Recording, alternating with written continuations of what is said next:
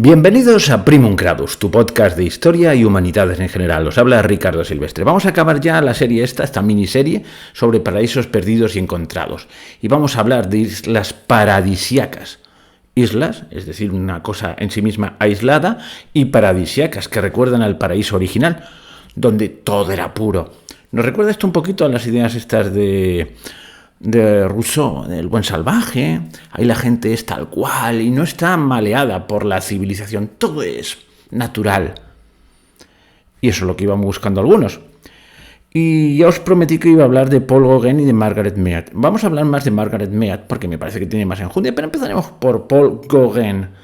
¿Qué buscaba en ese paraíso, en ese mundo idílico y sin el lastre de la civilización? El mundo auténtico es lo que buscaba, ¿no? Pues vamos a ver cómo lo buscó. Para no liarme y hablar de más, voy a ir directamente al grano y para eso voy a citar un artículo que se titula Tahití, el paraíso perdido de Gauguin, que fue publicado en el diario español La Vanguardia de Barcelona en un artículo del 2 de julio de 2019 escrito por Elisa Pont. Dice así: el pintor francés Paul Gauguin, que nació en París en 1848 y murió en la Polinesia francesa en 1903, fue un enamorado de Tahití y de la Polinesia francesa. Las obras que realizó en las islas del Océano Pacífico son algunas de sus pinturas más populares. Era uno de los principales representantes del postimpresionismo. Este estilo se caracterizaba por sus colores vivos, pinceladas gruesas y por pintar escenas de la vida real. Vincent van Gogh y Paul Cézanne eran artistas postimpresionistas. Ya nos lo ha situado en la historia del arte y a qué movimiento pertenecía. Los que me escucháis en iVoox y no podéis ver, pues podéis ir a Google Fotos y buscar Cézanne, Van Gogh y veréis cómo son sus obras. A los que me estáis viendo por YouTube, pues estoy ilustrando esto con algunas obras de estos artistas para que veáis en qué consistía eso de las pinceladas gruesas y los colores vivos. Sigue. Fue un agente de bolsa muy rico, hasta que las acciones de la Bolsa de París se desplomaron en 1883. Entonces Gauguin decidió retirarse de los negocios y dedicar su vida a la pintura. Un año más tarde se trasladó con su familia a Dinamarca, el país de su esposa. Tenía la esperanza de ganar dinero, pero fracasó. Poco después abandonó a su esposa e hijos para viajar a Tahití, una isla de la Polinesia francesa, en el Océano Pacífico. Gauguin estaba cansado de la sociedad burguesa europea y creía que en una isla paradisíaca y primitiva encontraría a personas más auténticas y menos superficiales. Bueno, desde entonces el pintor viviría en la pobreza, rechazado por la sociedad burguesa a la que antes había pertenecido y que él mismo acabaría odiando. Y aquí una epígrafe que dice: en busca del paraíso. El 1 de abril de 1891, Gauguin tenía 43 años. Llegó a Tahití por primera vez después de un largo viaje. El pintor quería descansar para poder dedicar más tiempo a su arte y también para cuidar su salud. Abro paréntesis, siempre padeció una pésima salud. Gauguin instaló su estudio en Mataia, una aldea a unos 45 kilómetros de Papeete, la capital de la isla, en una choza de bambú similar a la casa de los nativos. Los relatos de la cultura y las religiones olvidadas de Tahití fueron fuente de inspiración para el pintor, que luego plasmó en sus obras, como es el caso de la Orana María, 1891. Regresó a París en 1893. El 3 de julio de 1895, Gauguin volvió a la isla. Según sus biógrafos, Gauguin tenía miedo de morir debido a su delicado estado de salud y no quería hacerlo en Europa, sino en la Polinesia francesa, su tierra de adopción. Es por ello que regresó a las islas del Pacífico. Murió de forma repentina en 1903. Hasta aquí parece un burgués que se arrepiente de haber servido a esa civilización decadente y huye. Pero démonos cuenta de una cosa. Ha fracasado continuamente en todos sus negocios y ha abandonado a su familia para ir a buscar la verdad, esa verdad primigenia. Bueno, si abandonar a tu mujer y a tus hijos lo ves bien por buscar esa verdad, pues adelante, ¿no? Él quería algo más puro, a la familia que la zurzan. ¿Os dais cuenta, no? Esto son acotaciones mías. Las vagines de Gauguin, esto apartado aparte de este artículo, dice: la palabra vagin, yo supongo que Sach intercalada se aspira, hace referencia a la mujer o esposa en la cultura de Tahití. En su primera estancia en la isla, Gauguin se casó con Teham Mana, una adolescente de apenas 13 años. ¡Caramba! Que le sirvió de modelo en muchas de sus obras. A su regreso contrajo matrimonio con Paura Tai, de 14 años, con la que tuvo 2 hijos. Muchos son los que hoy día critican a Gauguin por casarse y tener relaciones con niñas indígenas. Bueno, pues sí, pero buscaba la pureza y huir de la degradada sociedad burguesa. Y él se fue a su paraíso particular. Ya se sabe que el artista tiene una sensibilidad especial y el mundo burgués no lo puede entender y él puede hacer lo que le dé la gana. ¿De acuerdo? Son seres superiores. Y bueno, que sepáis que he estado pie a una novela de Vargas Llosa, como no podía ser otro, uno que narrase estas andanzas, es lo suyo. Y también una película, también reciente, y no me acuerdo cómo se llama, ni el director ni nada, donde se narra pues la estancia de Gauguin en Tahití. Y por supuesto todo se blanquea. Sus amoríos con distintas muchachitas quedan reducidos a uno solo y es un bello romance entre no una chica de 13 años sino una jovencita y un señor y un apuesto caballero maduro pero apuesto. Todo bien blanqueado porque es un artista y no nos vayamos a escandalizar. Bueno, pues este tipo así que quería liberarse de la sociedad burguesa viviendo como un pobre, dice el articulista, vamos, sí. Un pobre a ratos perdidos, ¿verdad? En fin, todo el mundo se puede permitir un viaje al otro punta del mundo, etcétera, etcétera. Bueno, un burgués que juega a ser pobre, que es lo más triste lo más asqueroso que hay. Bueno, pues ahora vamos a hablar. Siguiente personaje que vamos a ver es otra persona que viene de un ambiente puritano y también busca un paraíso perdido ahí, en las islas perdidas del Pacífico. Vamos a ello. Os he de confesar que había preparado unos audios, unas citas y tal sobre Margaret Mead, pero por un problema técnico pues las he perdido, así que volveremos a empezar. Entonces me había buscado bibliografía y tal, y volver a encontrarlo y volver a rehacerlo todo iba a ser un lío. Así que he tomado un atajo maravilloso, y es que me he servido de un libro que se titula Arquitectos de la cultura de la muerte, Donald D. Marco y Benjamin D. Wicker, de Editorial Ciudadela, donde no están las mismas, quizás todas las citas que yo podría haber buscado por mi cuenta, pero hay un buen resumen y unas cuantas citas, así que voy a aferrarme a este texto y luego pondré mis pequeños comentarios. ¿Quién es Margaret Mead? O Mead, no sé cómo es Margaret y M-E-A-D, yo no sé cómo se pronuncia esto. Bueno, pues aquí nada más empezar el capítulo dedicado a Margaret Mead, pues hace una semblanza de su vida, dice: Margaret Mead fue la antropóloga más conocida del siglo XX, no solo por sus contribuciones al campo de la antropología, sino incluso más por sus continuas apariciones públicas en las que se pronunciaba en calidad de experta sobre la familia y la cultura. Con respecto a esta última, escribió una columna mensual muy popular e influyente para la revista Read Book desde 1961 hasta su muerte en 1978. La revista Time llegó a nombrarla Madre del Mundo en 1969. Le llovieron prácticamente todos los honores imaginables. Recibió al menos 2 docenas de títulos honoríficos de prestigiosas universidades y fue miembro del patronato de universidades tan distinguidas como Columbia, Vassar, New York University, Emory, Yale y la New School for Social Research. Fue presidente de la American Anthropological Association, Asociación Americana de Antropología, y perdonad mi pronunciación del inglés, y de la American Association for the Advancement of Science, vaya lío, Asociación Americana para el Avance de la Ciencia, entre 1926 y 1971.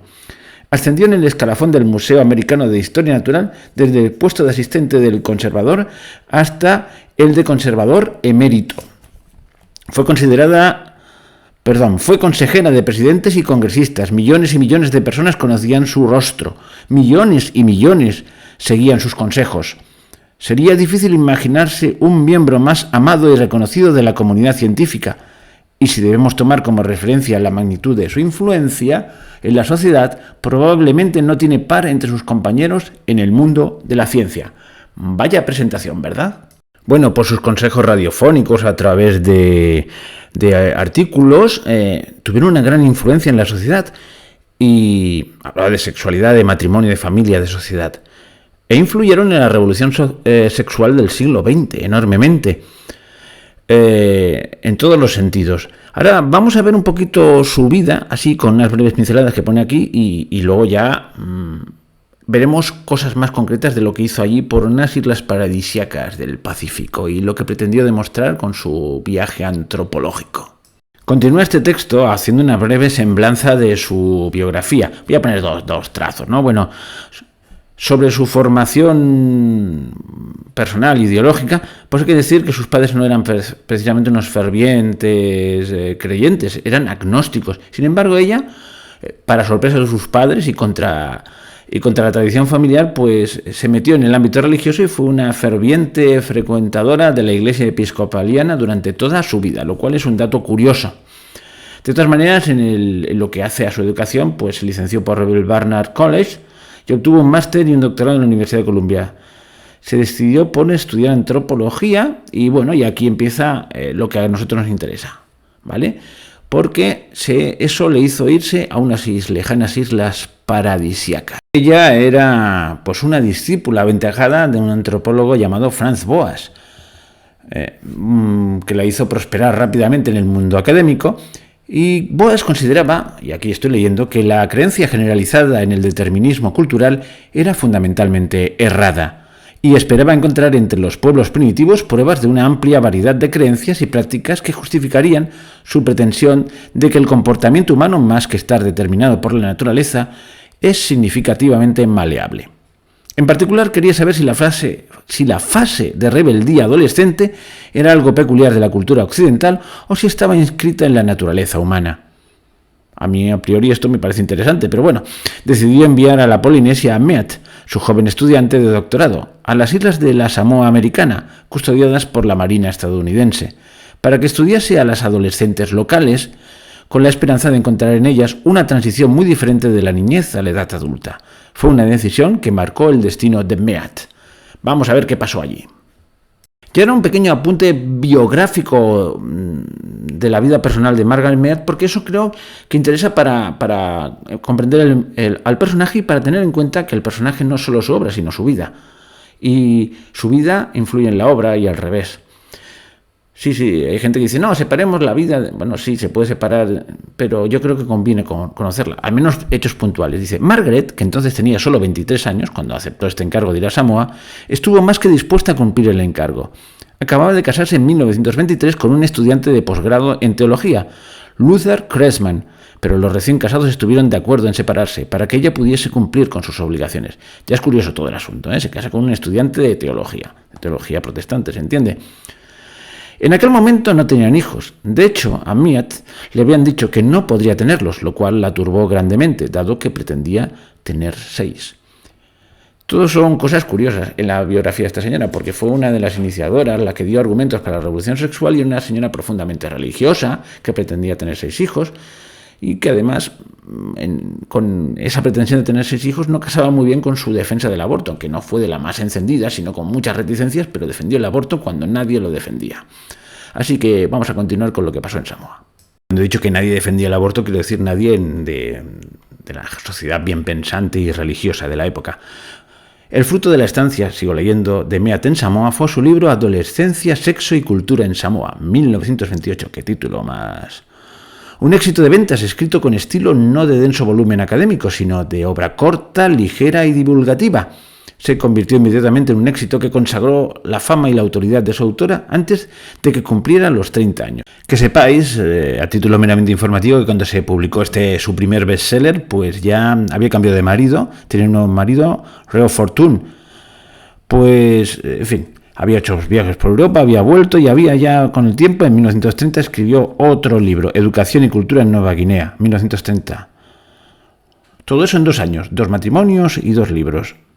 Bueno, y se volvió a divorciar de pero no vamos a seguir más por ahí, porque vamos a ver qué que esta señora era alguien atormentada por su propia sexualidad. Una sexualidad pues angustiada, que fue aclarada en buena medida cuando su propia hija, Mary Catherine Battenson, descubrió este aspecto oculto de su madre en sus papeles privados, husmeando ahí después de muerta, a ver lo que ella escribía. Y bueno, descubrió los sueños recurrentes de bebés muertos. También está la declaración de cómo vivieron la noche de bodas de su primer esposo, con unas cosas extrañísimas antes de consumar el matrimonio, que dormían separados. Unas cosas, era todo menos una sexualidad sana, una bisexualidad sana, o como queráis llamarlo. Tenía serios problemas, no lo digerió nunca, ahí no me salía la palabra, nunca acabó de digerirlo, y todo esto se fue enredando. Y esto influyó en su obra. Pero vamos a ver qué es lo que dijo concretamente a las conclusiones que llegó de su visión de la vida samoana. Vamos a empezar un poquito la casa por el tejado y vamos a ver las conclusiones y luego vamos a ver cómo llega ella y lo que dice por el camino. En el Washington Press Club aseguró: la heterosexualidad rígida es una perversión de la naturaleza. Ahí es nada. En la época decir eso era mucho, ¿eh? En defensa de la bisexualidad, en una de sus columnas en la revista Red Book, afirmaba que debemos asumir la capacidad humana normal y bien documentada de amar a miembros de ambos sexos.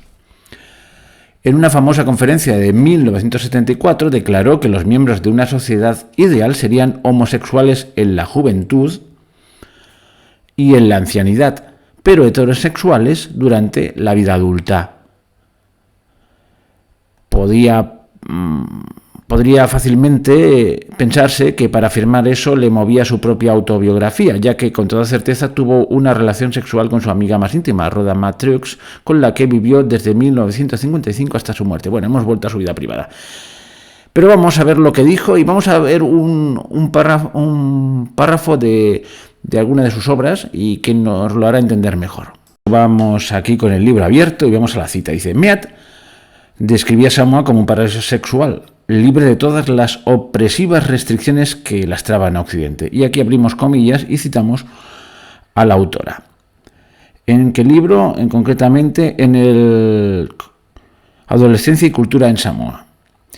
El amor romántico, tal y como se da en nuestra civilización, inseparablemente unido a las ideas de la monogamia, la exclusividad, los celos y la fidelidad absoluta, no tienen lugar en Samoa. Cerramos comillas. Para los samoanos, en contraste con lo que sucede en Occidente, y vuelvo a abrir comillas, las relaciones sexuales ocasionales no generan ninguna obligación de compromiso. Cerramos comillas. Debido a abro comillas otra vez, a la ausencia de especialización de los sentimientos y particularmente de los sentimientos sexuales. Cerramos comillas otra vez. Todo esto son citas de ese libro de Adolescencia y Cultura en Samoa. Esos felices nativos, según Mead, estaban por consiguiente libres de todos los efectos negativos del sexo por la vía de la monogamia, el funesto error de Occidente, debido al cristianismo. Curioso, ¿eh? Ella, que es una ferviente episcopaliana. Los samoanos, declaraba Mead, no necesitaban aplicar el concepto de perversión a la práctica sexual. Así eliminan de la existencia todo un campo de posibilidades de neurosis. El onanismo, la homosexualidad, las formas estadísticamente infrecuentes de actividad heterosexual no están ni prohibidas ni institucionalizadas. Todo esto lo dice en el libro, ¿eh? No he dicho lo de abrir comillas, en tanto que aceptaban un abanico mucho más amplio de prácticas sexuales. La frigidez y la impotencia psíquica no tienen lugar. Siempre pueden ajustarse de forma satisfactoria en el matrimonio. El paraíso, sin ninguna restricción. Ya veis, qué bien, ¿no? Pero en esta bella novela rosa, bueno, sí, de amor auténtico y fortuito, romántico, había un malvado oponente. Según Mead, en Samoa los únicos disidentes respecto a esa sexualidad libre eran los misioneros cristianos, cómo no, cuya oposición es tan vana que sus protestas se convierten en irrelevantes. Bueno, pues hasta aquí unas cuantas citas, pero vamos a por otra. La descripción de el amor bajo las palmeras en Tahití Así decía: a medida que el amanecer empieza a cernirse sobre los suaves tejados de color marrón, con las gentiles palmeras erguidas contra un brillante mar incoloro, los amantes vuelven a casa después de sus encuentros, más allá de las palmeras, o al abrigo de sus canoas varadas en la playa, para que la luz encuentre a cada durmiente en su lugar. Continúa describiendo cómo las jóvenes adolescentes salían de la noche a tener sus aventurillas amorosas, vamos a llamarle amorosas, con una persona, con un muchacho que habían visto por ahí, y bueno, todo así, todo sobre la marcha, sin importar, nada tenía consecuencias, era un mero divertimento y ya está, y no pasaba nada, porque no le daban importancia, era un mundo maravilloso, lejos de la rígida moral burguesa. Occidente, el malvado Occidente. Pero, hay un pero. Y aquí, para no perderme, voy otra vez a leer. Y dice así esto que he elegido. Por muy atractiva que esta imagen de una isla de libertad sexual pudiese resultar para muchos en Occidente, la descripción que Mead hace de Samoa como un paraíso epicúreo era completamente falsa. ¿Cómo? Pero ya había estado ahí. Pero estuvo muy poquito tiempo, ya os lo adelanto, para llegar a tantas conclusiones, y desde luego nunca llegó, eso ya os lo digo yo, a comprender bien el idioma samoano. Vamos, era una guiri, una turista que observaba, en fin. En realidad, los samoanos, tanto antes como después de la cristianización, eran mucho más severos en lo moral que los pueblos de Occidente. De este modo, la obra capital de Mead se revela sospechosamente como una especie de justificación de sus propias creencias y prácticas sexuales, proyectadas sobre los pobres samoanos. Lo que es más importante, la inmediata e inmensa popularidad y prestigio de su adolescencia y cultura en Samoa solo puede explicarse por la predisposición del público a principios del siglo XX a escuchar buenas noticias del descubrimiento de un paraíso sexual liberado de las cargas morales del cristianismo. Vale, es así, pero ¿quién lo demostró? Pues vamos a ver. No fue hasta 1983 cuando Derek Freeman exploró el mito de Mead en su obra, está en inglés, a ver lo que hago, Margaret Mead and Samoa, The Making of Anthropological Myth. Margaret Mead y Samoa, creación y caída de un mito de la antropología. Esta es la traducción a la lengua de Cervantes. Aunque buena parte del mundo académico se ha negado a reconocer lo dañadas que quedaron las conclusiones de Mead tras el análisis de Freeman, porque claro, una vez has construido toda una teoría y un modo de vida en torno a una teoría, pues es muy difícil echarse atrás, ¿no? Freeman, antropólogo y profesor de la Escuela de Investigación de Estudios del Pacífico y de Asia en el Instituto de Estudios Avanzados de la Universidad Nacional Australiana durante 40 años, demostró que prácticamente todas las afirmaciones hechas por Mead en su libro eran completamente falsas o estaban gravemente distorsionadas. A diferencia de Mead, que ni siquiera hablaba samoano cuando llegó a la isla para su investigación en 1925 y que permaneció allí durante solo 9 meses, Freeman ha dedicado casi medio siglo a sus investigaciones sobre Samoa y conoce su cultura y su lengua de arriba a abajo.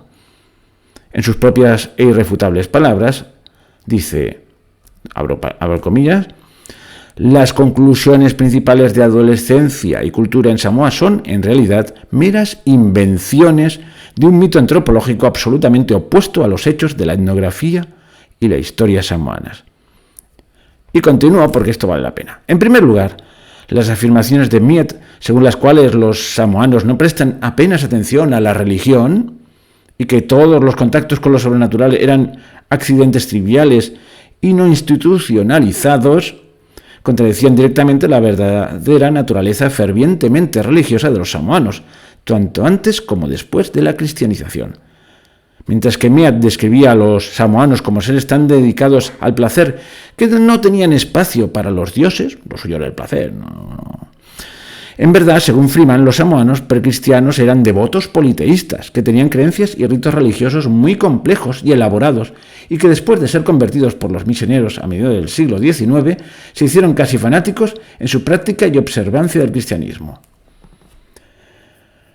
Bueno, aparte hablan de no continúo porque habla Freeman del aprecio que tenían por la virginidad, etcétera, etcétera, etcétera. Tanto antes del cristianismo como después. Total, que hace un repaso a esta buena señora y dice que, vamos, que no, que lo único que había ido ahí es a confirmar sus teorías propias y a justificar su propia vida en base a unos lejanos isleños que nadie iba a comprobar si realmente vivían así o no. Bueno, la mentira coló y ahí estamos. Muchos hicieron sus teorías y edificaron modos de vida y cosas parecidas en torno a ideas como las de Margaret Mead, que eran absolutos inventos. El paraíso perdido, que existe en la Tierra, pero que uno se lo crea en su mente. Bueno, con esto ya acabamos esta serie de paraísos perdidos y encontrados. Espero que os haya gustado y hasta otra.